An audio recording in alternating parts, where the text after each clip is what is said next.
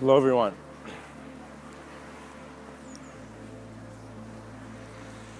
Divine will is a concept that will become real for you when you're willing to see divinity as a natural expression of your being.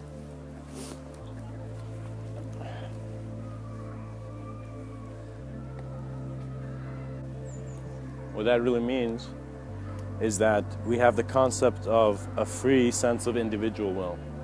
But when this individuality begins to communicate to other individual senses of free will, it begins to see where is the free sense of being for all this willingness coming from.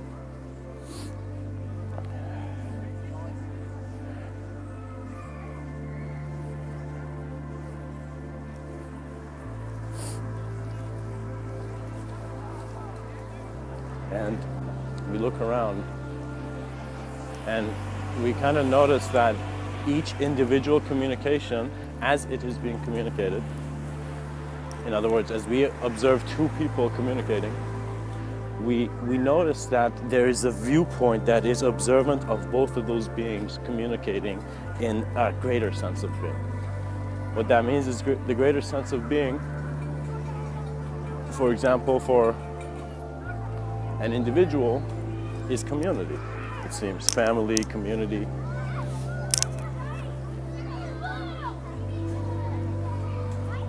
And if we allow ourselves to simply just be present, our presence will guide all those personalities that are remaining because we still want to respond to certain things in the past.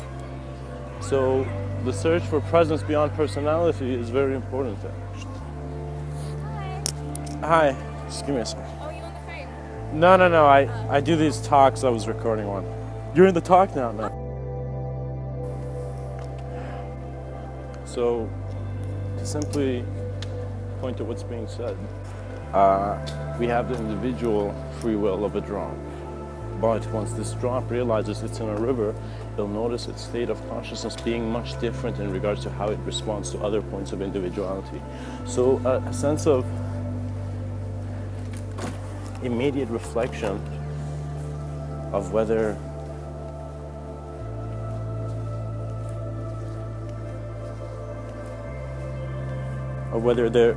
you are, in a sense, becoming more self-aware is the fact that the same qualities in yourself that you see that are no longer the same through your deep self-contemplation, actually you begin to see in others not manifest. So what that means is if you were angry at others for always irritating you, you begin to see, why am I irritated?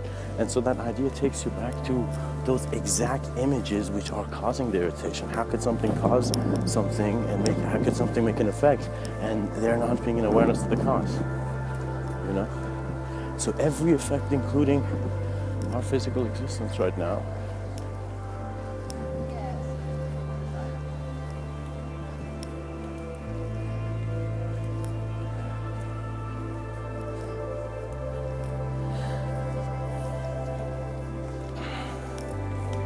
is an awareness that does not hinder itself by touching things. It's a sense of knowing where you're not disturbed because you see that there never had to be the cause of such an effect. So how you behave with others, let's say that's a certain effect. So once you become aware of why you've been doing that, and not in regards to them, just being aware of you will suddenly get a realization in a sense of clarity that there's less self-talk. So actually you're not thinking about it, you're just aware of how thought was designed in your reality. You know, and that thought design was actually how you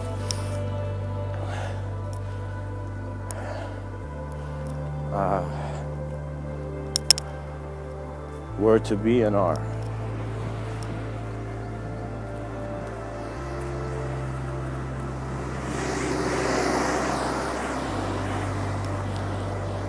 So the drop gets a more serious sense of direction and flow, and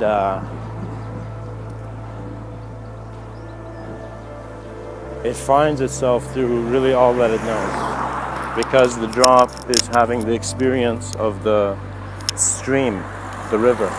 And so there's more sense of a purpose through how you are with others rather than what you're doing with others, which is making things purposeful. Because if everybody had to have their own sense of purpose, everybody would begin having their own interpretation of what needs to happen to the world. And if we cannot come together to really look at this as the human species, as humanity, we will see that it will be very hard for us to find clarity when it's as if the multidimensionality of experience is in how things already are, you know? So pretty much the drop realizes it's in the ocean, but also realizes it has many different experiences which it can go into. So in other words, one aspect, it's a journey from cause and effect, but simultaneously that cause and effect is instantly known.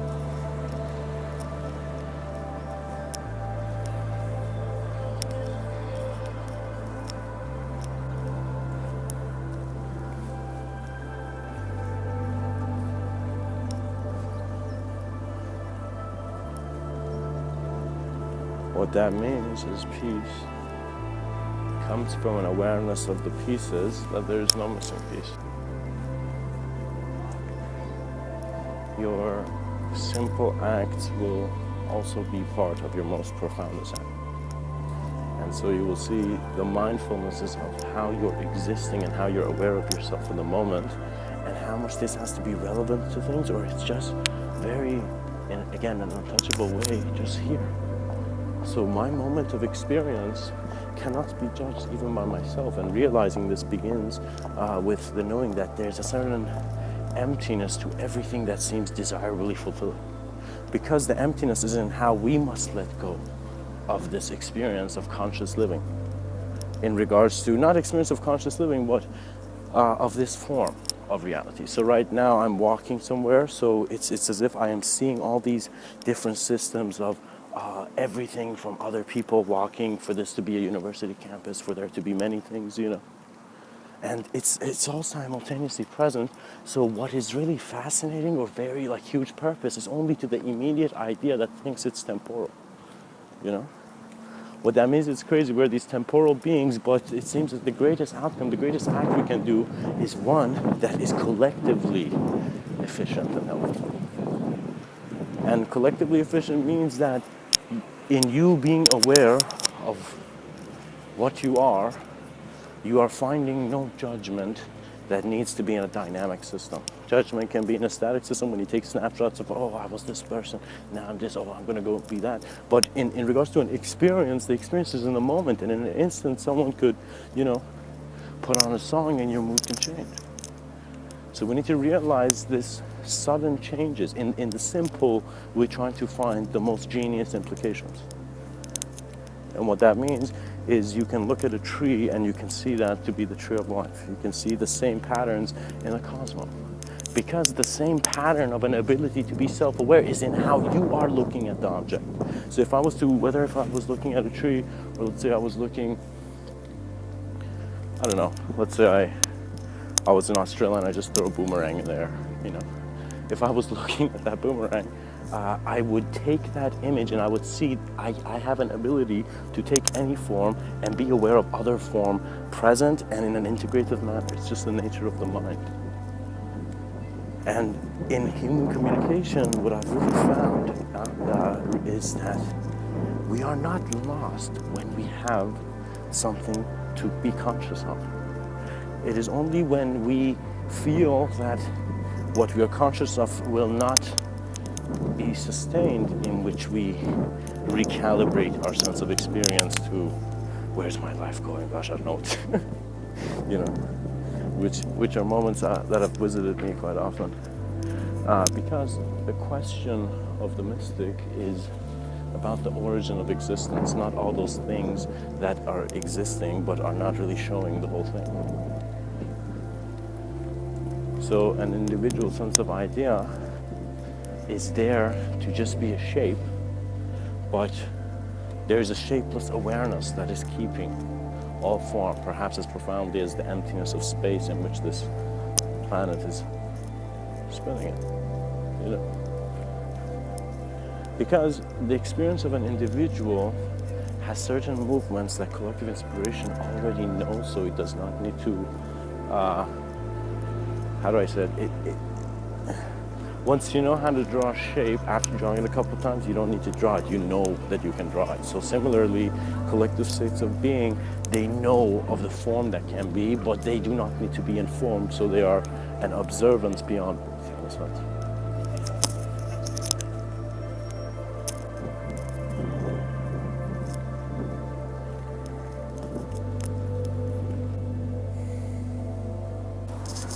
What is a divine will is your collective sense of knowing, which is present through your individual not knowing.